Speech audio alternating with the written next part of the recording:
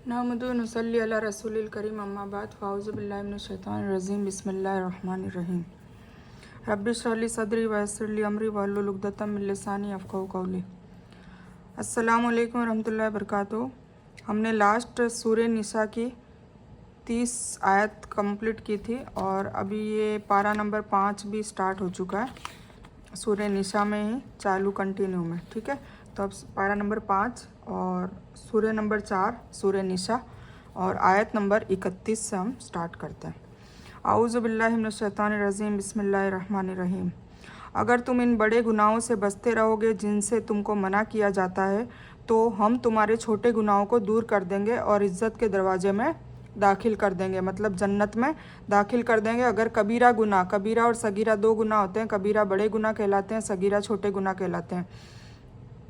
तो जब हम नमाज़ पढ़ते हैं तो जब इसीलिए कहा गया है कि रुकू और सजदों को लंबा करो, मतलब रुकू करते हैं तो हमारे कंधे झुक जाते हैं, तो हमारे गुनाह सारे उसमें जड़ जाते हैं। सगीरा छोटे वाले गुनाह जो हम पूरे दिन भर में करते रहते हैं, ठीक है, जाने अनजाने में।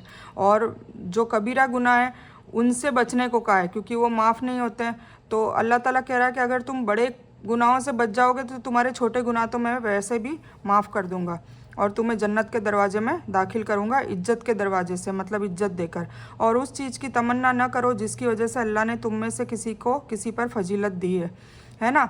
मतलब ये मत सोचो जैसे भाई बहनों में हो गए, रिश्तेदारों में हो गए, किसी को आला दर्जा दे दिया, किसी को शोहरत दे दी, किसी को दौलत दे दी, किसी के बच्चे बहुत अच्छी अच्छी मतलब क्वालिफ़िकेशन में और खूब अचीवमेंट कर रहे हैं, तो एक दूसरे से मतलब हसद ना करो। हसद करने के लिए मना किया है। अल्लाह चाहता तो तुम्हें भी दे देता, पर तुम्हें उसकी जगह कुछ और दे रखा है, तो ये अल्लाह की मसलियत है। तो हमें अल्लाह के जजमेंट में और अल्लाह का जो फ़ैसला है उसमें हमें एतराज़ नहीं करना चाहिए। अगर हम ये फ़ैसले में एतराज़ ही हुआ ना कि अगर हम किसी और की नेमत को देखकर हम हसद करें कि यार मेरे को तो नहीं मिला, उसको दे दिया, उसको ये दिया है, उसको ये दिया, मुझे ये नहीं मिला, है ना, तो उस चीज़ की तमन्ना ही मत करो। आपको जो दे रखा है उसमें खैर है और उसका अल्लाह का शुक्रिया अदा करते रहो, और अगर कम दे रखा है तो सब्र करते रहो। ठीक है, तो उस चीज़ की तमन्ना ना करो जिसकी वजह से अल्लाह ने तुम में से किसी और को किसी और पे फजीलत अता की है। मर्दों का वह हिस्सा है जो उन्होंने कमाया और औरतों के लिए वह हिस्सा है जो उन्होंने कमाया। ठीक है, दोनों के लिए अपने अपनी उनकी फजीलत है, औरतों की अपनी अहमियत है अपने दुनियादारी में और दीनदारी में भी, और इसी तरह मर्दों की भी अपनी अहमियत है। अल्लाह ताला से फजल मांगो, बेशक अल्लाह ताला हर चीज़ का जानकार है। और माँ बाप या करीबी रिश्तेदार जो छोड़कर मरे, मतलब जो दौलत छोड़कर गए हैं, उसके वारिस हमने हर इंसान के मुकर्रर कर रखे हैं। अभी बताया था ना, अभी सूरह निशा में ही आया है कि उसके वारिस मुकर्रर कर रखे हैं, सब कुछ बता रखा है, तो उस हिसाब से आप उनको दे दो। और जिनसे तुमने अपने हाथों मुआहदा किया है उन्हें उनका हिस्सा दे दो। और किसी को तुमने वादा ऐसे ही कर दिया कि भाई मेरे पास दौलत आएगी या मेरी वसीयत में जब मुझे मेरे पास आ जाएगा, तो हम किसी गरीब को वादा कर देते हैं कि भाई मेरे पास आएगा तब मैं तुझे इंशाल्लाह मदद कर दूंगा। तो जो वादा करा है, अगर तुम्हारे पास दौलत आ गई है तो फिर तुम उसका वादा पूरा करो, उन्हें उनका हिस्सा दो। हकीकत में अल्लाह ताला हर चीज़ को देख रहा है। मर्द औरत पर हाकिम है इसी वजह से कि अल्लाह ने एक दूसरे पर फजीलत दी है, और इस वजह से कि मर्दों ने अपना माल खर्च किया है ना। मतलब मर्दों को क्या फ़र्ज करार दिया है कि भाई वो कमाएं, हलाल की रोजी कमाएं और अपने बीवी बच्चों पे खर्च करें, तो इसीलिए वो औरत पे हाकिम है। ठीक है, हुकूमत कर सकता है। मर्दों ने अपना माल खर्च किया है, इसीलिए नेक फरमाबरदार औरतें शौहर की गैर मौजूदगी में, और औरतों का क्या फ़र्ज़ है कि जब मर्द ना हो उसकी गैर मौजूदगी में उसकी इज्जत की भी परवाह करें, मतलब गैर मर्दों से बात करना या ज़िना करना ये सब ना करे, और उसकी दौलत की भी परवाह करे, उसकी दौलत की भी हिफाजत करे। तो मर्दों की गैर मौजूदगी में औरत का ये दो काम बहुत इम्पोर्टेंट है, उसकी इज्जत और उसके माल दोनों की हिफाजत करना। इसलिए नेक फरमाबरदार औरतें शौहर की गैर मौजूदगी में अल्लाह की हिफाजत के जरिए इज्जत और माल की मुहाफिज औरतें हैं, है ना। इनकी हिफाजत करना औरतों का फ़र्ज है। और जिन औरतों से तुम्हें नाफरमानी का डर हो उन्हें तंबी करो, और कुछ औरतें हैं जिनसे नाफरमानी का डर हो तो फिर उनको चेतावनी दो और उनका बिस्तर अलग कर दो। ज़्यादा करे तो फिर उनका बिस्तर मर्दों को कहा है कि अलग कर दो, उनके साथ मत सो। फिर भी नहीं मानती है तो फिर मारने को कहा है, मारो। और अगर तुम्हारा कहना मान ले तो फिर उनके रास्ते की खोज ना करो। मतलब फिर ज़्यादा जासूसी मत करो कि ये क्यों नाफरमा बरदार थी, क्या इसका चक्कर था, कुछ भी ऐसा ना करो। उसको बिल्कुल पर्दा उस पर डाल दो, तुम्हें अल्लाह ताला उसका अजर देगा। अगर तुमको शौहर बीवी के बीच अनबन होने का डर हो तो एक पंच पति के परिवार से और एक बीवी के परिवार से मुकर्रर कर लो, है ना। अगर शौहर बीवी में झगड़ा होता है तो शौहर के परिवार में से एक, मतलब जो समझदार हो, जो हक तलफी ना करे, ना हक ना बोले और सच्चाई से बोले। मर्द की गलती हो तो मर्द की तरफ इशारा करे, औरत की गलती हो तो औरत। ऐसे नहीं कि गलती किसी की भी हो, जो उसका खास है उसकी उसकी तरफदारी करे, ऐसा नहीं होना चाहिए बंदा। मतलब ऐसा होना चाहिए जो जो हक बोले, ठीक है। ऐसा बीवी के परिवार में से भी एक ले लो और एक पति के परिवार में से ले लो। अगर ये दोनों सुलह कराना चाहे तो अल्लाह दोनों को मिला देगा, है ना। देखा क्या बोला, सुलह कराना चाहे तो। इसीलिए कहा है कि जो सुलह कराने वाले हैं उनको निष्पक्ष होना चाहिए, है ना। मिली जुली बातें नहीं होनी चाहिए, निष्पक्ष उनको बयान देना होना चाहिए। यूँ नहीं कि नहीं ये मैं इसके लिए खिलाफ बोलूँगा तो ये गुस्सा हो जाएगा, नाराज़ होगा। नहीं, हमें अल्लाह को देख के हक बात करनी है।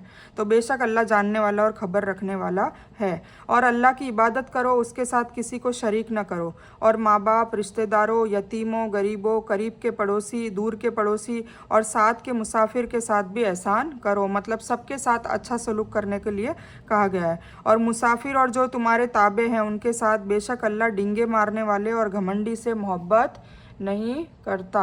डिंगे भी मत मारो, मैं तुमसे तुम्हारे लिए ये कर दूंगा, नहीं। जो चीज़ तुमसे हो सकती है वो करो, वरना तुम अच्छे अखलाक से बात करो। बस इतना, दैट्स इट, इतना ही अल्लाह ने कहा है। जो लोग कंजूसी करते हैं और दूसरों को भी कंजूसी करने को कहते हैं। कुछ परिवार में, कुछ रिश्तेदार में ऐसे लोग होते हैं जो खुद भी कंजूसी करते हैं कि तुम माल गरीबों को क्यों इतना बांटते हो, इतना तकसीम करने को किसने कहा। ऐसे होते हैं हर परिवार में, खुद भी कंजूसी करते हैं और फिर लोगों को भी इसकी सलाह देते हैं। तो अल्लाह ताला ऐसे लोगों से बहुत नाराज़ होता है। अल्लाह ताला ने जो अपने फजल से उन्हें अता कर रखा है वो उसे छुपाते हैं। कुछ लोग धन को छुपाते हैं और गाते फिरते हैं हमारे पास तो कुछ भी नहीं है, हमारे पास क्या है, हमारे पास तो कुछ भी नहीं है। तो अल्लाह ताला ने कहा है कि अगर तुम्हें दिया है तो तुम दो, जितना दोगे इतना अल्लाह और देगा। ये आजमा के देखना, दुनिया में भी बढ़ेगा और मैदान हशर में भी इसका अजर मिलेगा। इसके लिए यकीन करना होगा, सच्चे पक्के ईमान वाले बनना होगा, ठीक है। तो अल्लाह ताला ने कंजूसी को मना किया है और जो अपने फजल से उन्हें अता कर रखा है उसे छुपाते हैं, हमने उन नाशुक्रों के लिए रुस्वा करने वाला अजाब तैयार कर रखा है। यहाँ पर थोड़ा सा ले लेते हैं। दोस्त, आज़ाद किया गया गुलाम, चचेरा भाई, पड़ोसी, लेकिन यहाँ पर इससे मुराद वारिस है, ठीक है ना। मतलब यह है कि हर मर्द औरत जो कुछ छोड़कर मर जाएंगे उसके वारिस माँ बाप और दूसरे करीबी रिश्तेदार होंगे। इसमें मर्द की हकीमियत और फजीलत की दो वजह बताई गई है। एक फितरी है जो उसकी जिस्मानी ताकत और दिमागी सलाहियत है। मर्द कैसे औरतों पे हाकिम है, क्योंकि एक तो जिस्मानी ताकत में औरतों से बहुत आगे होता है, मतलब उसकी फ़िज़िकल स्ट्रेंथ अच्छी होती है और औरतें थोड़ी कमज़ोर होती है। और दिमागी सलाहियत भी औरतों से ज़्यादा आदमियों की होती है, जिसमें मर्द औरत से यकीनी तौर से बेहतर होता है। इसमें बुरा मानने की भी ज़रूरत नहीं। कुछ औरतें बुरा मान जाती है कि भाई इस तरीके से क्यों कहा, तो औरतों को भी तो कई चीज़ों में बहुत फजीलत दी है ना। तो और ये सब अल्लाह के फ़ैसले हैं, तो अल्लाह के फ़ैसलों से कभी ऐतराज़ नहीं करना चाहिए। दूसरा सबब यह है कि जिसको हासिल करने का हक़ दीन इस्लाम ने मर्द को दिया है और औरत को उसकी फितरी कमज़ोरी और ख़ास इल्म के सबब जो इस्लाम ने औरत को इस्मत और उसकी पाकिज़गी की हिफाजत के लिए ज़रूरी बताया है। मतलब औरत अब हमेशा अपने खाविंद के माल और इज्जत की हिफाजत करे। औरत को आर्थिक उलझनों से भी दूर रखा गया है ना। फिर आर्थिक उलझनें किसकी होती है, हमेशा आदमी की होती है। फीस भी भरनी है, लाइट बिल भी भरना है, घर का खर्च भी चलाना है, सारी चीज़ों की, औरतों की सारी ज़रूरतें पूरी करनी है, उनकी ख्वाहिशें भी पूरी करनी है। सारा जिम्मा आदमियों को दे रखा है, औरतों को तो उसका कोई टेंशन दे ही नहीं रखा। नाफरमानी की हालत में सबसे पहले औरत को समझाना बुझाना है।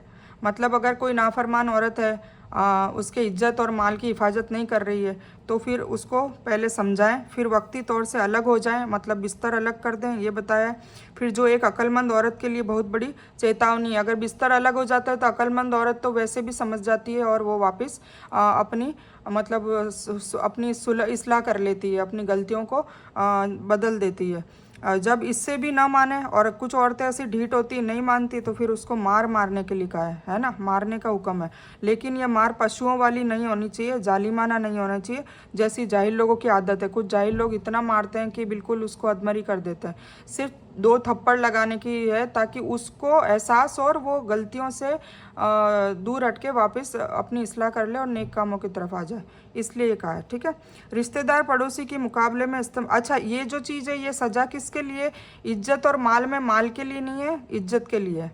माल का तो फिर उसको उसका मैदान असर में उसका जवाब देना पड़ेगा। ठीक है, या फिर अपने शौहर से पहले इस्लाह कर ले कि मेरे से ये गलती हो गई है तो माफ़ी मांग ले। और इज्जत की है, इज्जत मतलब वो किसी गैर मर्द से, अपने शौहर के पीठ पीछे गैर मर्द से मिल रही है, उससे बातें कर रही है, अफेयर है या फिज़िकल रिलेशनशिप है, कुछ भी ऐसा कुछ होता है तब जाके ये वाली चीज़ों का बताया है। ठीक है, रिश्तेदार पड़ोसी के मुकाबले में इस्तेमाल हुआ है, जिसका मतलब है ऐसा पड़ोसी जो रिश्तेदार ना हो। ठीक है ना, यानी यह कि पड़ोसी से पड़ोसी के रूप में भी सलूक किया जाए, वह रिश्तेदार हो या रिश्तेदार न हो। जिस तरह से हदीस में भी इस बात पर बड़ा जोर देकर बयान किया गया। पड़ोसी का हक भी बहुत ज़्यादा मायने रखता है, यह हदीसों से साबित है। और जो लोग अपना माल लोगों को दिखाने के लिए खर्च करते हैं ना, अब देखो ये बात भी आ गई। एक तो होता है कि अल्लाह की रज़ा के लिए छुपे हाथ से मतलब एक हाथ से दान किया, दूसरे हाथ को पता ना चले। जाहिरी भी दान करना ज़रूरी हो जाता है, क्योंकि आजकल लोग देखकर भी करते हैं कि भाई ये कर रही है तो हम भी करें, तो इसलिए भी कभी कभी जाहिरी करना चाहिए, पर उसमें दिल खालिस खुलूस होना चाहिए, इखलास के साथ करना चाहिए, दिखावा नहीं होना चाहिए। ठीक है, पर जो लोग जानबूझ के दिखावे के लिए ही कर रहे हैं, क्योंकि नीयत तो अल्लाह जानता है ना, हर किसी की नीयत अल्लाह जानता है। तो जो लोग अपना माल लोगों के दिखाने के लिए खर्च करते हैं और अल्लाह ताला पर और क़यामत के दिन पर ईमान नहीं रखते तभी तो दिखावा कर रहे हैं ना। और जिसका संगी साथी शैतान है, मतलब शैतान की चालों में फंसे रहते हैं और शैतान की चालें चलते रहते हैं, वो उसका बुरा साथी है। और भला उनका क्या नुकसान था अगर ये अल्लाह ताला पर और क़यामत के दिन पर ईमान लाते। अल्लाह ताला कहते हैं कि तुम्हारा क्या नुकसान जाता है अगर तुम क़यामत पे और अल्लाह ताला पे ईमान लाते हो, तो तुम्हारा तो फ़ायदा ही है ना। दुनिया भी तुम्हारी अच्छी सुकून वाली होगी और आखिरत भी सुकून वाली होगी। तो अल्लाह ताला ने जो उन्हें अता कर रखा है उसमें से खर्च करते, अल्लाह ताला उन्हें अच्छी तरह से जानने वाला है। बेशक अल्लाह ताला एक जर्रे के बराबर जुल्म नहीं करता, और अगर नेकी हो तो उसे दुगना कर देता है। मतलब अल्लाह ताला का कितना अच्छा रहम दिल है कि हमारे जो कंधों पे किरामिन कातिबिन जो फरिश्ते बैठे हैं उनको भी ये ऑर्डर दे रखा है कि अगर बंदा सुबह से शाम तक अगर कुछ भी गलती कर लेता है जाने अनजाने में, और रात तक उसके लिए वेट करो, लिखो मत अमल नामे में उसके गुनाह, कि वो माफ़ी मांग लेता है तो वो मत लिखो। और अगर नेकी वाले फरिश्ते जो नेकी लिख रहा है किरामिन, उसको ये ऑर्डर दिया है कि अगर कुछ भी सवाब का काम, नेकी का काम करता है तुरंत लिख लो, और फिर उसका 10 गुना ज़्यादा अजर अल्लाह ताला देगा। तो कितनी अच्छी बात है, अल्लाह ताला ने कितना अच्छा कानून बनाया है ना। तो ये इसमें बताया जा रहा है कि बेशक अल्लाह ताला एक जर्रे के बराबर जुल्म नहीं करता, और अगर नेकी हो तो उसे दुगना कर देता है, और ख़ास तौर से अपने पास से बहुत बड़ा अजर अता करता है। तो क्या हाल होगा जिस वक्त हर उम्मत में से एक गवाह हम लाएंगे और आपको उन लोगों पर गवाह बनाकर लाएंगे। हर उम्मत में से एक गवाह मतलब उनके जो नबी होंगे, उनके जो रसूल होंगे, जो लीडर होंगे वो आएंगे। जैसे आदम अलैहिस्सलाम की उम्मत में आदम अलैहिस्सलाम आएंगे, इब्राहिम अलैहिस्सलाम की उम्मत के लिए वो आएंगे, सब अपने अपने नबी आएंगे। जिस दिन काफिर और रसूल के नाफरमान ये तमन्ना करेंगे कि काश उन्हें ज़मीन के साथ बराबर कर दिया जाता और अल्लाह ताला से कोई बात न छिपा सकेंगे, है ना। जब मैदान अशर में हिसाब किताब होगा और अमलनामा सामने ला दिया जाएगा, सबका चिट्ठा खोल दिया जाएगा, तब काफिर जो है वो तमन्ना करेंगे कि काश उन्हें ज़मीन में वापस मतलब धंसा दिया जाता। मतलब उनको इतना दुख होगा क्योंकि उनकी सारी सच्चाइयाँ पूरे लोगों के सामने बयान की जाएगी, उनके गुनाह छिपे हुए जाहिर सारे कुछ उनके बयान कर दिए जाएंगे। तो इसीलिए फिर वो सोचेगा कि यार काश मेरे को यहाँ ज़मीन के साथ बराबर कर दिया जाता, और उनकी सारी बातें हाईलाइट नहीं होती। हर उम्मत का पैगंबर अल्लाह के दरबार में गवाही देगा, है अल्लाह हमने तो तेरा पैगाम अपनी कौम तक पहुंचा दिया था, हर रसूल कहेगा। और अब उन्होंने नहीं माना तो इसमें हमारी क्या खता है, हर नबी ये बात वहाँ कहेगा। फिर उन पर नबी करीम सल्लल्लाहु अलैहि वसल्लम भी गवाही देंगे, ए अल्लाह ये सच कहते हैं। मतलब सारे नबी के लिए हुजूर पाक सल्लल्लाहु अलैहि वसल्लम भी गवाही देंगे कि सारे के सारे नबी और रसूल सच कहते हैं। आप सल्लल्लाहु अलैहि वसल्लम ये गवाही उस कुरान के ज़रिए देंगे जो आप पर उतरा था और जिसमें पहले के नबियों और कौमों के हाथ से ज़रूरत के एतबार से बयान किए गए, जो अभी हम पढ़ रहे हैं। ठीक है, ए ईमान वालो, अगर तुम नशे में धुत हो तो नमाज के करीब भी ना जाओ। ये उस वक्त की बात है जब शराब हलाल थी। पहले शराब हलाल थी, औरत के लिए पर्दा भी नहीं था, है ना। तो फिर बाद में वो चेंज हुआ, क्योंकि शराब से फिर रेप होने लगे, बदकारियाँ होने लगी, तो अल्लाह ने शराब को हराम कर दिया। इसी तरह बेपर्दगी की वजह से भी ये सब चीज़ें होने लगी, तो फिर औरतों पे पर्दा मतलब वाजिब कर दिया, पर्दा फ़र्ज कर दिया है। अब ये देखो, पर्दे की बात आई है तो मैं एक बात और कहती हूँ जो इसमें सूरह निशा में भी आएगी। देखिए, आप सभी लोग अल्हम्दुलिल्लाह अल्हम्दुलिल्लाह 100 लेडीज़ तो हमारे ये ग्रुप में है ही, और कुछ लोग माशाल्लाह बहुत अच्छे से पर्दा करती है, और कुछ लोग बिल्कुल पर्दा नहीं करती, कुछ लोग सर ढकती है। तो मैं सभी के लिए कह दूं कि एटलीस्ट तुम लोग जो फ़र्ज पर्दा है, मतलब इतने हाथ ये जो मेरे दिख रहे हैं, इतने हाथ दिखे, और इसी तरह पैर में भी, जो पैर की जो हड्डी है टखनों की, उसके वो मतलब पंजा दिखे, और चेहरे में भी बहुत मुफस्सिरीनों का अलग अलग इसमें है। कुछ लोग कहते हैं कि चेहरा दिखा सकते हैं, कुछ लोग कहते हैं चेहरा छुपाना ज़रूरी है ना। तो कहने का मतलब है, इतना दिखे, इसके अलावा हर चीज़ ढांपनी बहुत ज़रूरी है, फ़र्ज में आती है।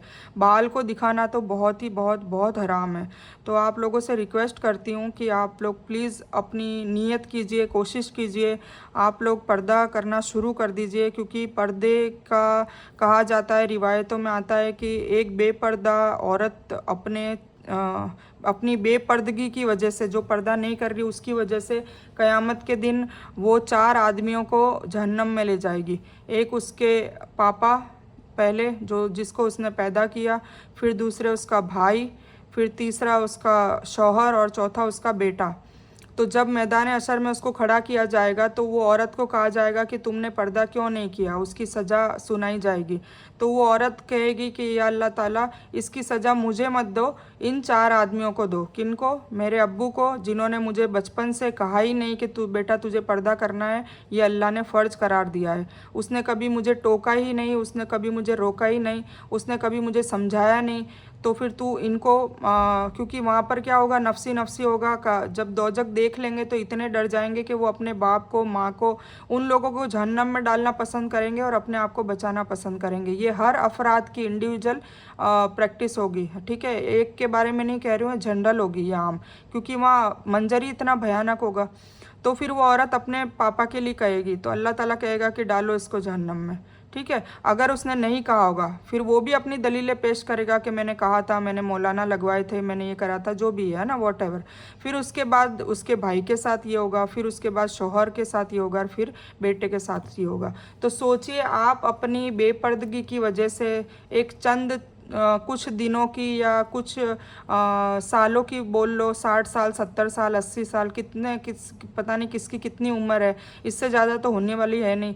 तो उसमें हम बेपर्दगी को मॉडर्निज़म का नाम देते हैं, या हम ये सोचते हैं कि हम बहुत मॉडर्न लगेंगे अगर पर्दा नहीं करेंगे तो, और हम बहुत अच्छे लगेंगे, हम खूबसूरत लगेंगे। तो अल्लाह ताला ने सख्त इसका अजाब दिया है, इसका अजाब बहुत भयंकर है। बालों के बारे में तो ये बताया जाता है कि अगर बाल खुले रखकर वो जीनत बना के लोगों के सामने, मतलब गैर मर्दों के सामने जाती है, तो सोचिए आप लोग शादियों में जा रहे हैं, आपके खुले बाल है, कितने लोग आप लोगों को देख रहे हैं। कुछ लोग वीडियो भी बनाते हैं, उसको डालते हैं यूट्यूब पे, तो उसको तो पूरी दुनिया देख रही है। तो उसके लिए सजा है कि जब मेराज की रात पे हुजूर पाक सल्लल्लाहु अलैहि वसल्लम अल्लाह ताला से मुलाकात करने गए थे, तो उनको जन्नत और दोजख सारी दिखा दी गई थी। तो हुजूर पाक सल्लल्लाहु अलैहि वसल्लम खुद जब जहन्नम का दौरा कर रहे थे, तो उनकी उम्मत की औरतों के साथ जो बेपर्दगी की वजह से जो उनको अजाब हो रहा था, उनकी जिल्दें कैंचियों से काटी जा रही थी, आग की कैंचियों से, और उनको लोहे के खंभे पर उनके बालों को पूरा घुमा के और उनको लटकाया जा रहा था, और उनके शर्मगाहों पे आग जलाई जा रही थी। नाउजुबिल्ला नाउजुबिल्ला, मुझे कहने में भी मतलब रोंगटे खड़े हो रहे हैं। तो बेपर्दगी का बहुत बड़ा अजाब है। तो प्लीज़ मेरी माँ बहनों, आप मेरी माँओं के समान भी हैं, कुछ मेरी बेटियाँ जैसी भी है, कुछ मेरी बहनें जैसी हैं। तो सबको मैं आपको रिक्वेस्ट करती हूँ कि आपने इतना अच्छा रास्ता चुना है, अल्लाह ताला की किताब आपने जानने के लिए अभी आप हो, तभी तो मतलब आप ग्रुप में हो, इसीलिए तो मैं कह रही हूँ कि आपने जब ये पड़ाव ले ही लिया है और ये जो इसको स्टार्ट करता है उसके 100% गारंटी है कि वो अल्लाह को राज़ी करना चाहता है, इसीलिए तो इस प्लेटफॉर्म में अभी आकर बैठा है। तो फिर अल्लाह ताला को राज़ी ही करना है, तो फिर हर तरीके से करना है। हम एक काम करें और दूसरे दो काम ना करें तो अल्लाह राज़ी तो नहीं होगा। अल्लाह तो सारे काम करेंगे तब राज़ी होगा ना। तो फिर हम पर्दा क्यों नहीं करते? तो मैं ये नहीं कह रही कि बिल्कुल अपने आप को बिल्कुल पैटी पैक कर लीजिए। कुछ औरतें नौकरी भी करती है, सब कुछ है, पर एटलीस्ट देखिए मैंने खुद ने भी नौकरी करी है। देखो कोई मना नहीं करता है, कोई कुछ नहीं कहता है कि भाई तुम हिजाब पहन के आई हो तो तुम आज से नौकरी पे मत आना, ऐसा कहीं भी रिस्ट्रिक्शन नहीं है। हमने कई एग्जाम्पल आप देख सकते हो कि आप हिजाब में जज भी बन के लड़कियां बैठी है, हिजाब में पुलिस में भी मैंने देखी है, हिजाब में डॉक्टर्स भी देखी है। तो कोई मना नहीं करता है। तो आप प्लीज़ इसमें अपने कोई चीज़ को ना लाएं कि भाई मैं ये वजह है इसलिए मैंने नहीं करती, या आप शौहर को ही बीच में ले आएँ कि मेरे शौहर को पसंद नहीं है पर्दा। अगर नहीं भी पसंद है तो उनको कुरान खोल के समझाएं, उनको बताएं कि भाई मैदान हशर में क्या होगा। बेशक आपके शौहर समझेंगे, ऐसा नहीं है कि उन्हें नहीं पता है, जैसे आपको अभी तक नहीं पता था उनको भी नहीं पता होगा, तो वो क्यों कहेंगे? तो वो फिर रोकेंगे भी नहीं। ठीक है, तो अल्लाह ताला हम सबको हिकमत और हिदायत दे और तौफीक दे इस चीज़ को करने के लिए। तो आप लोग प्लीज़ नियत करें, कोशिश करें कि बस आज से पर्दा करना है तो सर ढांकना चालू कर दें। सर को बिल्कुल बुकानी बांध कर आप रहें और ढीले ढीले कपड़े पहने। बुरखा नहीं पहनना हो तो भी ढीले ढीले एटलीस्ट आप नियत तो करें। धीरे धीरे देखो नियत करेंगे तो हम उस पोजीशन पे अल्लाह ताला हमें खुद ब खुद ले आता है। अल्लाह ताला कहता है कि तुम मेरी राह में एक बिलास्त भी आओगे तो तुम्हें एक हाथ में वापस आ जाऊँगा। मतलब मैं अल्लाह ताला खुद खींच लेता है, पर हमें उसके लिए एक बार नियत करनी होती है, थोड़ी बहुत कोशिश करनी होती है। धीरे धीरे अल्लाह ताला खुद हमें सीधे रास्ते पर ले आता है, सिराते मुस्तकीम पर ले आता है। और हम अभी सिराते मुस्तकीम पर जाने के लिए ही तो कुरान को सीख रहे हैं, समझ रहे हैं, है ना। तो बीच में मेरे को ये बताना ज़रूरी था। पर्दे के बारे में काफ़ी दिनों से मैं सोच रही थी कि मैं बताऊं। तो प्लीज़ आप लोगों से रिक्वेस्ट है कि आज से आप सर ढांकना ज़रूर चालू कर दीजिए। ठीक है, फुल स्लीव की सूट पहनना चालू कर दीजिए और टखने ना दिखाएं, ऊंची ऊंची शलवारें या ऊंची ऊंची पैंटें या कैपरी, ऐसी सब चीज़ें ना देखें। जितना अंग आपको लगता है कि वो अल्लाह ताला जब आग से वो अंग को जलाएगा तो जितना आपसे बर्दाश्त होता है वो अंग को दिखाएं। कहने का मतलब ये है, अगर आपको ऐसा लगता है कि नहीं हमें जलाया जाएगा तो हमें बर्दाश्त हो जाएगा तो फिर आप उसको दिखाएं। बाकी कोशिश करें कि पूरा के पूरा कवर हो, चेहरे को भी ढांपा जाए। जब आप बाज़ारों में जाते हैं तो वैसे भी आजकल लड़कियां धूप के चक्कर में ढाका बांध के जाती है, तो बस वो पर्दे की नीयत से बांध कर जाएं तो बेहतर होगा। ठीक है, तो आई होप आप लोग समझ रहे होंगे और आप लोग मेरी रिक्वेस्ट को मानेंगे और पर्दा स्टार्ट करेंगे। और अल्लाह से भी दुआ करें कि या अल्लाह मुझे इसमें इस्तिकामत दे, सब्र दे, है ना।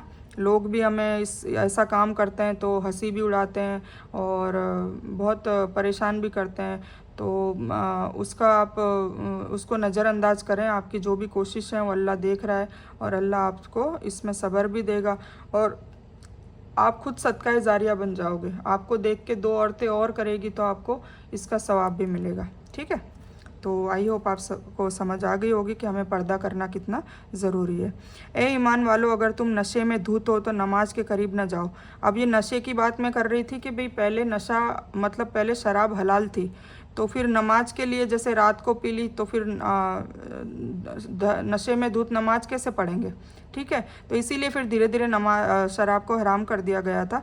तो ये चेतावनी दी जा रही है उस वक्त के ज़माने की, जब तक कि अपनी बात समझने ना लगो, मतलब होश में ना आ जाओ। और जनाबत की हालत में जब तक गुस्ल ना कर लो, और जनाबत मतलब सेक्स किया है तो फिर गुस्ल के बिना नमाज नहीं है, पहले गुस्ल करना ज़रूरी है। हाँ, अगर राह चलते गुजर जाने वाले हो और तो और बात है, मतलब हाँ, अगर आपने हम बिस्तरी कर ली है और आप जैसे उस वक्त सहारा होता था, मतलब रेगिस्तान होता था, पानी भी नहीं मिलता था, तो फिर अल्लाह ताला ने हुक्म दिया कि बिना गुस्ल करे आप तयम्मुम भी कर सकते हो। तयम्मुम में ऐसा होता है कि यूँ ज़मीन पर ऐसे ऐसे 2-3 बार ऐसे करके फिर बस ऐसे उसको थोड़ा सा झड़कना है और फिर पहले चेहरे पे, पूरे चेहरे पे मल के फिर ये ऐसे करके ऐसे, बस ये हो गया तयम्मुम।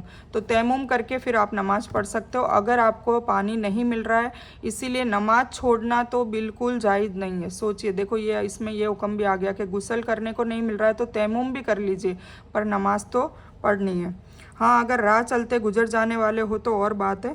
और अगर तुम रोगी हो, मतलब तुम बीमार हो या सफ़र में हो, तो तुम में कोई शौच से आया हो, मतलब तुम पाखाना जाके आए हो, तो और तुमने औरतों के साथ जिमा भी किया हो, मतलब हम बिस्तरी की हो, और तुम्हें पानी न मिले तो पाक मिट्टी से तयम्मुम कर लो, है ना। और अपने मुंह और अपने हाथ मल लो, मतलब बस चेहरे पे लगाना है और बस ये ऐसे हाथ पे, तो ये हो गया तयम्मुम। बेशक अल्लाह ताला बहुत माफ़ करने वाला और बख्शने वाला है। क्या तुमने उन्हें नहीं देखा जिन्हें किताब का कुछ भाग दिया गया, वह गुमराही खरीदते हैं और चाहते हैं कि तुम भी गुमराह हो जाओ। ये बनी इसराइल की बात है, बार बार इनकी बात आती है कि भाई ये अपनी आयतों को, तौरात को इन्होंने बदल दी थी, कुछ आयतों को रखे ही रखा था इनके मतलब वाली, और कुछ आयतों को इन्होंने अपने मन से डाल दिया था, तो उनके बारे में बताया जा रहा है। और अल्लाह ताला तुम्हारे दुश्मनों को अच्छी तरह से जानने वाला है। अल्लाह ताला का दोस्त होना ही काफ़ी है और अल्लाह ताला का मददगार होना बस है। यह हुक्म उस वक्त दिया गया था जब तक शराब हराम नहीं की गई थी, इसलिए कि एक दावत में शराब पीने के बाद जब नमाज के लिए खड़े हुए तो नशे में कुरान के लफ्ज़ भी इमाम साहब गलत पढ़ गए, है ना। नशे में तो होश ही नहीं रहता। ये तफसील है तिरमिजी की तफसीर सूरह अन-निसा की, जिस पर यह आयत उतरी कि नशे की हालत में नमाज न पढ़ा करो, यानी उस समय तक नमाज के वक्त शराब पीना हराम किया गया था। पूरी तरह हराम और मना होने का हुक्म बाद में उतरा है, यानी नापाकी की हालत में भी नमाज न पढ़ो, क्योंकि नमाज के लिए पाकीज़गी ज़रूरी है। रोगी से मुराद वह रोगी है जिसे पानी के इस्तेमाल से नुकसान या रोग बढ़ जाने का डर हो, है ना। जो रोगी, मतलब उसको भी मना किया है कि भाई गुस्ल करे बिना नमाज पढ़ सकता है, तयम्मुम कर लो, जिसका मतलब रोग पानी से और बढ़ जाए। आम मुसाफिर, लंबा सफ़र हो या छोटा, यानी पानी मुयस्सर न हो तो उसे तयम्मुम करने का हुक्म है। पानी न मिलने की हालत में यह हुक्म निवासी को भी है, लेकिन रोगी और मुसाफिर को चूंकि इस तरह की हालत आम तौर से आती थी, इसलिए ख़ास तौर से उनके लिए हुक्म को बयान कर दिया गया है। मतलब जो सफ़र में रहते थे सहाबा वगैरह जो, तो उनके लिए हुक्म है कि भाई पानी नहीं मिलता है, पाक नहीं हो पा रहे हो आप बिना पानी के, तो आप तयम्मुम करके भी नमाज पढ़ सकते हो। शौच मतलब कजाए हाजत से आने वाला और बीवी के साथ जिमा करने वाला, ये सब नापाकी जो है, उनको भी पानी ना मिलने की हालत में तयम्मुम करके नमाज पढ़ने का हुक्म है। ठीक है, देखो अब ये मसले पता चल गए, तो आप लोग, मतलब ये सब चीज़ें क्यों हमें बताई जा रही है, ताकि हम लोग इसको अमल में लाए। कई बार क्या होता है, हमें पता नहीं होता और हम नमाज जाया कर देते हैं। नमाज के लिए इतना मतलब हुक्म आया कि अगर आपको गुस्ल के बिना पाक नहीं होते, पर अगर पानी नहीं मिल रहा तो तयम्मुम करके भी पढ़ो, पर पढ़ो। ये समझ में आया। कुछ यहूदी कलाम को उनके सही मुकाम से फेर बदल कर देते थे, है ना। ये यहूदियों के बारे में बार बार तंबी आई है, वो अपने मतलब आयतों को बदलते थे। कहते हैं कि हमने सुना और नाफरमानी की। देखो ऐसे आयत को बदल देते थे कि हमने सुना और नाफरमानी की, नाउजुबिल्ला। जबकि क्या आयत का मतलब है समेना व अताना का, समेना व अताना का मतलब है ये रहा, देखो समेना व अताना। तो इसका क्या मतलब है, वो समयना अताना को समयना व असैना बोलते थे, मतलब हमने सुना और नाफरमानी की। जबकि अल्लाह ताला ने ये लिखा था कि हमने सुना और हमने फर्मा बरदारी की, मतलब हमने सुन लिया अल्लाह का हुक्म और हमने मान लिया, अब हम उसी को वैसे ही अमल करेंगे। तो ये ऐसे चेंज करते थे तोड़ मरोड़ के।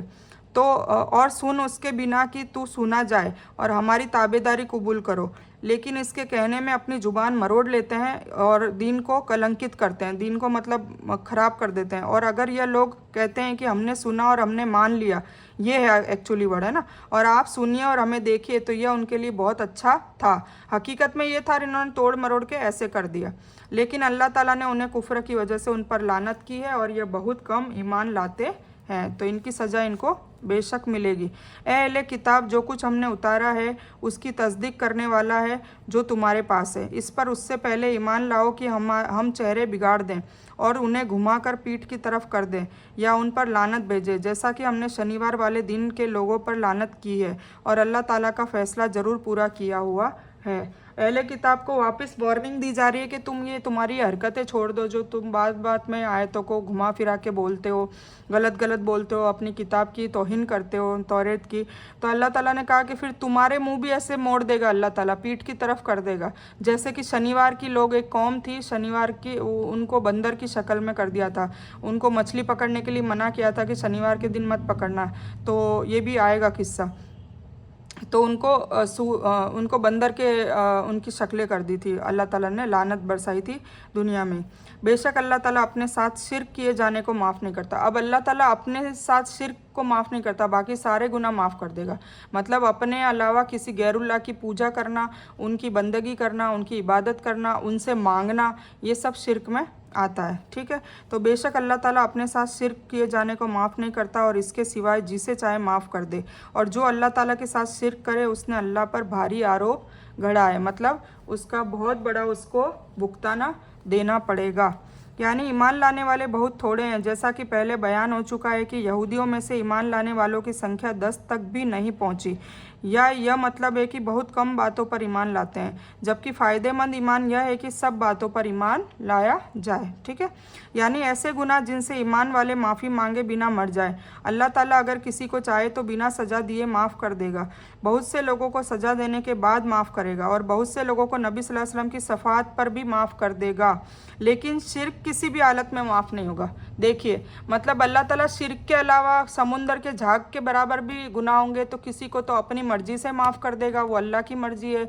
उसकी एक अदा भी अल्लाह को पसंद आ गई होगी दुनिया में तो वो सारी दूसरे गुनाह माफ़ कर देगा। और किसी की अल्लाह हुजूर पाक सल्लल्लाहु अलैहि वसल्लम की शफाअत हुजूर पाक सल्लल्लाहु अलैहि वसल्लम उसकी करेंगे तो माफ़ कर देगा। किसी को ये कुरान भी बचाने की कोशिश करेगी तो माफ़ कर देगा। किसी को सूरह आले इमरान और सूरह बकर बचाने की कोशिश करेगी उसको माफ़ कर देगा, है ना। किसी को कोई दूसरा बंदा आ जाएगा, वो बचाने की कोशिश करेगा कि या अल्लाह इस बंदे ने मेरी उस वक्त ऐसे ऐसे करके मदद करी थी, तो माफ़ कर देगा। कुल मिला के अल्लाह को माफ़ करना होगा तो कोई भी जरिया होगा माफ़ कर देगा।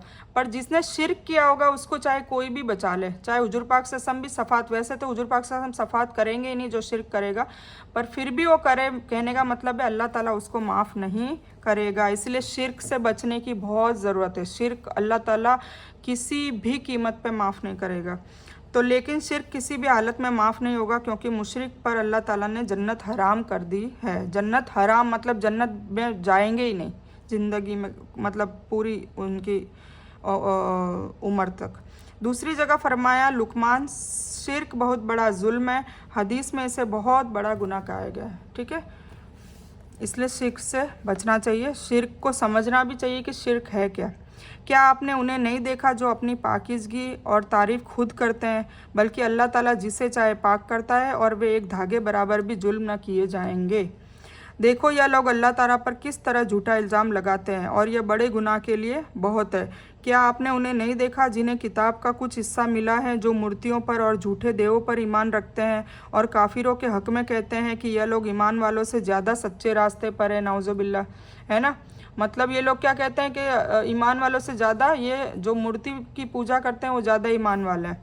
यही वह लोग हैं जिन पर अल्लाह ने लानत की है, और जिसे अल्लाह लानती कह दे तो किसी को उसका मदद करने वाला नहीं पाएगा, है ना। अल्लाह जिस पे लानत बरसा दे फिर वो उसकी मदद किसी से भी नहीं आती। क्या उनका कोई हिस्सा मुल्क में है? अगर ऐसा हो तो फिर यह किसी को एक खजूर की गुठली की फाँक के बराबर भी कुछ न देंगे। क्या उनका कोई हिस्सा, क्या यह लोगों से हसद रखते हैं उस पर जो अल्लाह ने अपने फजल से उन्हें अता किया है। तो हमने तो इब्राहिम की औलाद को किताब और हिकमत भी अता किया और बड़ा मुल्क भी अता किया, है ना। इब्राहिम मतलब बनी इसराइल को मुल्क भी दिया, औलाद भी दी, हिकमत भी दी, किताब भी दी, सब कुछ अल्लाह ने देख लिया, फिर भी वो लोग फेल हो गए।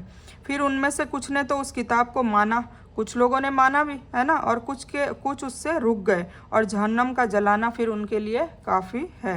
यानी इसराइल की औलाद की बात हो रही है, मतलब बनी इसराइल को, जो हज़रत इब्राहिम के ख़ानदान और कबीले में से है। हमने नबूवत भी दी, बड़ा मुल्क दिया, हुकूमत भी दी, फिर भी यह सभी यहूदी उन पर ईमान नहीं लाए। कुछ ईमान लाए और कुछ रुक गए। मतलब यह है कि मोहम्मद सल्लल्लाहु अलैहि वसल्लम अगर यह आप पर ईमान नहीं ला रहे हैं तो यह कोई अनोखी बात नहीं है, इन्होंने शुरू से ऐसा ही किया है। ठीक है, इनकी तो तारीख ही नबियों को झुठलाने से भरी पड़ी है, यहाँ तक कि यह तो अपने वंश के नबियों पर भी ईमान नहीं लाए। जिन लोगों ने हमारी आयतों का इनकार किया उन्हें हम ज़रूर आग में डाल देंगे जब उनकी खालें पक जाएगी। नाउज़ुबिल्लाह, मतलब इतनी जहन्नम की आग इतनी तेज़ और इतनी गर्म होगी कि खाले तक पक जाएगी। हम उनके अलावा और खाले बदल देंगे, मतलब जैसे ही वो जल जाएगी फिर खाल आ जाएगी उस पर, फिर जलेगी, तो ये चलता रहेगा ताकि वह अजाब का मज़ा चखते रहें। बेशक अल्लाह ताला ज़बरदस्त हिकमत वाला है। या अल्लाह ताला हमें जहन्नम की आग से बचा। आमीन सुम्मा आमीन या रब्बल आलमीन। और जो लोग ईमान लाए और नेक अमल किए, हम करीब मुस्तकबिल में उन्हें उनकी जन्नतों में ले जाएंगे जिनके नीचे नहरें बह रही है, जिनमें वे हमेशा रहेंगे। उनके लिए वहाँ पाक बीवियाँ होंगी और हम उन्हें घनी छाँव में ले जाएंगे, है ना। और जो ईमान लाएंगे उनको जन्नत का अल्लाह ताला ने इनाम दिया है, और जो कुफर करेंगे उनको दोज़ख। ये पूरी कुरान में भरी पड़ी आयत है। अल्लाह ताला तुम्हें हुक्म देता है कि अमानत उनके मालिकों को पहुंचा दो, है ना, मतलब अमानत में खयानत न करो। और जब लोगों के बीच फैसला करो तो अदल के साथ फैसला करो, है ना। कोई भी दो लोगों के बीच में पंचायती अगर करनी है तो फिर उसको हक बात करो, उसमें डरो मत। ऐसे नहीं कि ये मेरा ज़्यादा करीबी है तो मैं इसके लिए अच्छा बोलूँ चाहे वो गलती हो। बेशक वह अच्छी बात है जिसकी शिक्षा अल्लाह ताला तुम्हें दे रहा है। बेशक अल्लाह ताला सुनने वाला और देखने वाला है। ए ईमान वालों, अल्लाह के हुक्म की पैरवी करो और रसूल सल्लल्लाहु अलैहि वसल्लम की और अपने में से हाकिमों के हुक्म को मानो। फिर अगर किसी बात में इख्तिलाफ करो तो उसे लौटाओ अल्लाह और अल्लाह रसूल सल्लल्लाहु अलैहि वसल्लम की तरफ, अगर तुम्हें अल्लाह और क़यामत के दिन पर ईमान है। यह सबसे अच्छा है और नतीजे के एतबार से बहुत अच्छा है। ठीक है, इसमें हाकिमों को ख़ास तौर से इंसाफ करने का हुक्म दिया है। एक हदीस में है कि हाकिम जब तक जुल्म न करे अल्लाह ताला उसके साथ होता है। जब वह जुल्म करना शुरू कर देता है अल्लाह उसको उसकी नफ्स को सौंप देता है। ये सुनने इब्ने माजा में आया है। अल्लाह की ओर लौटाने से मुराद कुरान करीम तथा रसूल सल्लल्लाहु अलैहि वसल्लम से है। अब रसूल सल्लल्लाहु अलैहि वसल्लम की हदीस है, यह आपसी इख्तिलाफ ख़त्म करने के लिए एक सबसे अच्छा कानून बताया गया है। इस कानून से भी वाज़ेह होता है कि तीसरे इंसान का हुक्म मानना ज़रूरी नहीं है। मतलब पहले तो अल्लाह ने ये कहा कि जो भी तुम्हारे पे हुक्मरान है, इमाम है, उनका हुक्म मानो। पर अगर वो रसूल सल्लल्लाहु अलैहि वसल्लम की सुन्नत और कुरान शरीफ की आयतों से टकराती है उनकी कोई बात, मतलब वो गलत है उस मामले में, तो फिर तुम डरो नहीं, फिर उनको कुरान और अल्लाह के भरोसे छोड़ दो। अगर तुम बगावत नहीं कर सकते तो तुम उनको उन पे छोड़ दो, पर उनकी बात को न मानो। ठीक है, ये बोला गया है। तो हमें भी ऐसा ही करना है कि अभी हम कुरान शरीफ को पढ़ रहे हैं तो हम कुछ हमारे उलमा, हमारे पीर साहब या हमारे कोई लीडर या हमारे कोई टीचर या हमारे कोई मौलाना कोई भी ऐसी बात बता रहे हैं जो हम जैसे जैसे कुरान पढ़ेंगे उससे अगर टकरा रही है तो हमें वो बात नहीं माननी है। हमें किसकी बात माननी है? कुरान की बात माननी है, सुन्नत की बात माननी है, हदीस की बात माननी है, तभी जाके हम असली मुसलमान बनेंगे, क्योंकि अल्लाह ताला ने कुरान को मानने वाले को ही मुसलमान कहा है। ठीक है, तो हमें भी जैसे जैसे पता चलेगा तो हमें जो कोई काम ऐसे कर रहे हैं जो गलत है कुरान के हिसाब से, हदीस के हिसाब से, सुन्नत के हिसाब से, सुन्नत मतलब हुजूर पाक सल्लल्लाहु अलैहि वसल्लम के कहे बताए हुए काम के हिसाब से, तो फिर हमें वो काम नहीं करना है, तुरंत छोड़ देना है। क्या आपने उन्हें नहीं देखा जिसका ख्याल है कि जो कुछ आप पर है और जो कुछ आपसे पहले उतारा गया है उस पर उनका ईमान है, लेकिन वह अपने फैसले अल्लाह के सिवाय दूसरों के पास ले जाना चाहते हैं, अगरचे उन्हें हुक्म दिया गया है कि वह उनका शैतान इनकार करे। शैतान तो यह चाहता है कि उनको भटकाकर दूर डाल दे। मतलब फैसला कोई भी करो तो अल्लाह ने क्या कहा है? कुरान और सुन्नत के हिसाब से फैसला करो। पर लोग क्या करते हैं? दूसरे लोगों के पास चले जाते हैं और वो अपने हिसाब से अनसन फैसले करते हैं। और उनसे जब भी कहा जाता है कि अल्लाह ताला ने जो पाक किताब उतारी है उसकी तरफ और रसूल की तरफ आओ, तो आप देखेंगे कि यह मुनाफिक आपसे मुंह फेर कर रुक जाते हैं, है ना। मतलब कई लोग ऐसे हैं, मुसलमान में भी ऐसे हैं, जैसे जैसे अभी मैं कुरान पढ़ूंगी तो आगे आगे सच्चाई खुलेगी, कई आलिमों के ख़िलाफ़ या कई पीरों के ख़िलाफ़ जब बात निकलती है तो कुछ लोग उनसे इतनी मोहब्बत करने लग जाते हैं, नाउज़ुबिल्लाह के रसूल सल्लल्लाहु अलैहि वसल्लम को भी पीछे छोड़ देते हैं उनकी मोहब्बत में। मतलब हुजूर पाक सल्लल्लाहु अलैहि वसल्लम की बात पहली होनी चाहिए हमारे मतलब हमारी कैटेगरी में। सबसे फर्स्ट प्रेफरेंस किसको हमें देना है? अल्लाह और अल्लाह के रसूल को। वतीउल्लाह वतीउर रसूल, हर कुरान में हर बार वतीउल्लाह वतीउर रसूल। अभी भी ये कहा है कि जब उनसे ये कहा जाता है कि अल्लाह ने जो पाक किताब मतलब कुरान उतारा है उसकी तरफ और रसूल की तरफ आओ, हुजूर पाक सल्लल्लाहु अलैहि वसल्लम की तरफ आओ, तो आप देखेंगे कि यह मुनाफिक मतलब जो सही से ईमान नहीं रखते, मुंह से कुछ बोलते हैं और अमल में कुछ है, तो वो क्या करेंगे? मुंह फेर के भाग जाते हैं, वो कुरान की तरफ नहीं आना पसंद करते। और ये मुसलमानों में भी बहुत एक बड़ा हुजूम है, जो फ़िरका परस्ती जो अपने आप को फ़िरकों में डाल रखे हैं, वो भी ऐसा करते हैं कि जो बात तो फिर ये तो फिर हम यहूदी की तरह ही कर रहे हैं ना। यहूदियों ने भी तो यही कहा था कि जो उनकी सहूलियत के हिसाब से उन्होंने कुछ आयतों को माना और कुछ को नहीं माना। तो अल्लाह हमें भी इसी चीज़ के लिए तो रोक रहा है, तो हमें ये बहुत गहराई से समझने की ज़रूरत है। फिर क्या वजह है कि जब उन पर उनके अमल की वजह से कोई मुसीबत आ पड़ती है तो फिर यह आपसे के पास होकर अल्लाह ताला की कसम लेते हैं कि हमारा इरादा तो सिर्फ भलाई और अच्छे ताल्लुक़ का था, है ना। कुरान और हदीस के हिसाब से नहीं चलते हैं। फिर उनकी दुनिया में कोई परेशानी आती है तो क्या कहते हैं? हमने तो अल्लाह के लिए ही, हम तो अल्लाह का काम कर रहे हैं, हम तो अच्छा काम कर रहे हैं। तो फिर तुम पे मुसीबत आ रही है तो उसकी क्या वजह है? उसकी कोई ना कोई तो वजह होगी ना। तो ये समझने की ज़रूरत है। यह वह लोग हैं जिनके दिलों का भेद अल्लाह ताला को अच्छी तरह मालूम है। अल्लाह ताला सबके दिलों का हाल जानता है, कौन खालिस नीयत से काम कर रहा है, कौन झूठा दिखावा करने के लिए कर रहा है। बाहर से तो देखो लोग तो नहीं पहचान सकते, लोग तो बाहरी गेटअप से, उनकी आवाज़ में मिठास होती है, कुछ लोगों की इतनी मिठास होती है तो उनकी मिठास से वो कायल हो जाते हैं कि कितनी अच्छी बंदी है। किसी की मिठास में किसी की ज़ुबान में मिठास नहीं होती पर वो दिल से अच्छा होता है, तो ये तो अल्लाह जानता है ना। जैसे मूसा अलैहिस्सलाम का किस्सा, मूसा अलैहिस्सलाम बहुत गुस्सैल थे, उन्होंने एक कत्ल भी कर दिया था गुस्से के चक्कर में। फिर भी अल्लाह ताला ने उनको कलामुल्लाह का खिताब दिया, उनको नबी बनाया, रसूल बनाया, उनके कहने पे उनके भाई को भी नबी बना दिया। तो अल्लाह ताला ने उनका दिल का कैफियत जानी जो हम दुनिया वाले नहीं जान सकते। इसीलिए किसी को जज भी ना करें कि भाई ये देखो ये तो अखलाक की अच्छी नहीं है, ये ऐसे नहीं। कई बार जजमेंट बहुत गलत कर देते हैं, हकीकत में वो बंदा ऐसा होता ही नहीं है। तो इससे बचने की भी ज़रूरत है क्योंकि अल्लाह ताला इसकी दलील मैदान हशर में मांगेगा कि तूने फ़ला फ़ला बंदे या बंदी को ये बहतान लगाया था, तो ये बहतान की दलील ला, इसका सबूत ला कि किस हिसाब से तूने बहतान लगाया। कईयों को चोर बना दिया जाता है, कईयों को मतलब अनसन बहतान लगा दिए जाते हैं, जबकि उसका कोई सर पैर नहीं होता है, उसका कोई वजूद नहीं होता है, उसने वो काम किया भी नहीं होता है, उसने वो गलती की भी नहीं होती है। तो इन सब चीज़ों से यही तो अखलाक है, इसी को ही तो अल्लाह ताला टेस्ट करेगा, है ना। अल्लाह ताला हुकूकुल्लाह और हुकूकुल इबाद में हुकूकुल इबाद को इम्पोर्टेंस दे रहा है। एक वक्त हुकूकुल्लाह को भी माफ़ कर देगा अल्लाह ताला, पर हुकूकुल इबाद तो वो बंदे के हिसाब से ही आप उसको माफ़ करना होगा। तो अल्लाह ताला हम सबको इन चीज़ों से बचाए। यह वह लोग हैं जिनके दिलों का भेद अल्लाह ताला को अच्छी तरह मालूम है। आप उनसे अनसुनी कीजिए और उन्हें तालीम देते रहिए और उन्हें वह बात कहिए जो उनके दिलों में घर करने वाली हो, ठीक है। तो सबको समझाते रहें कि भाई देखो कुरान और हदीस में है, उस हिसाब से चलें, बाकी उनकी मर्ज़ी है। यह आपसी इख्तलाफ ख़त्म करने के लिए एक सबसे अच्छा कानून बताया गया है कि किससे मानो, सिर्फ़ और सिर्फ कुरान से आप अपना झगड़ा ख़त्म करो।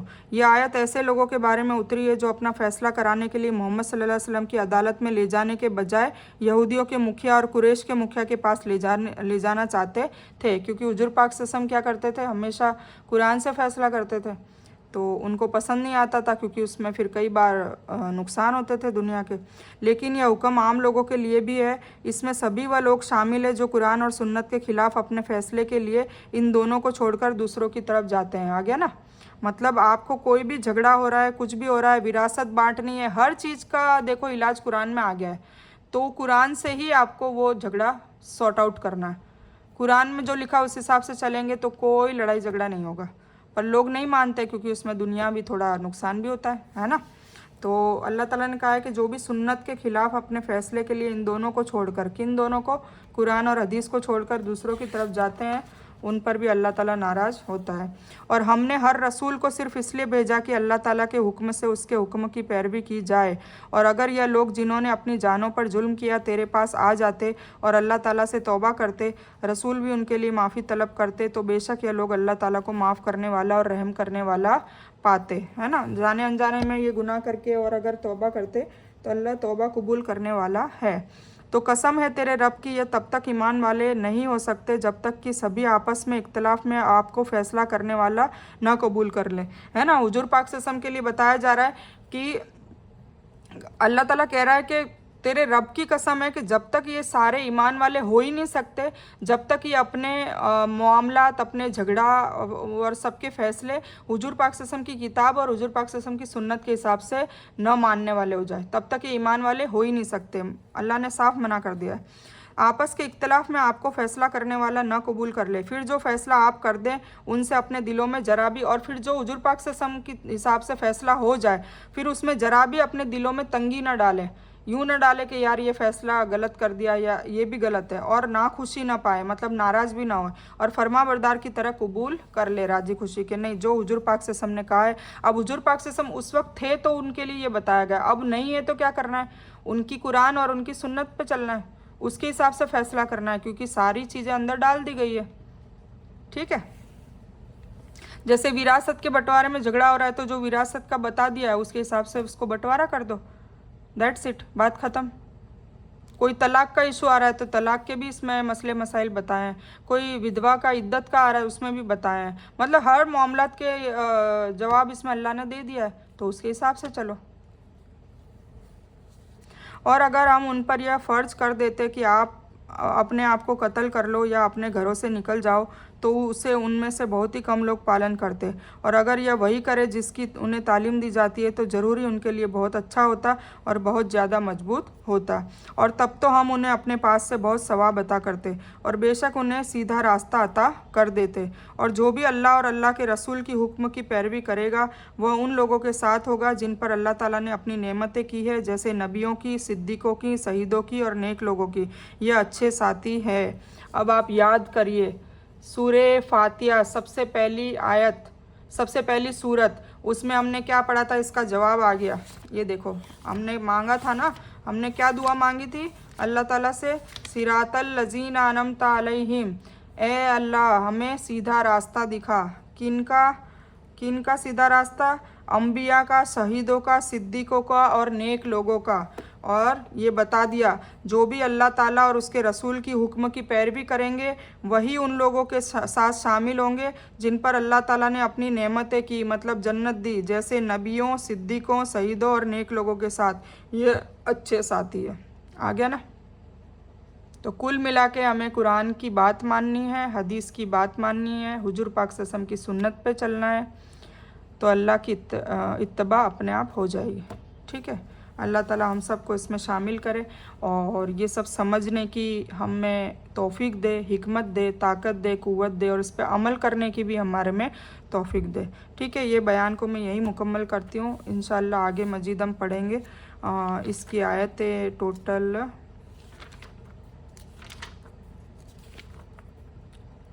पारा नंबर 6 तक ये आ रही है, तो इसकी टोटल आयत है 176 है, तो हमने अभी 70 पर ख़त्म करा है और 100 आयतें बाकी, मतलब 2 बार में हम इंशाल्लाह इसको मुकम्मल कर देंगे। हम ज़्यादा भागेंगे नहीं, बस हम थोड़ा थोड़ा ही पढ़ें पर समझें और इस पे अमल करने की कोशिश करें।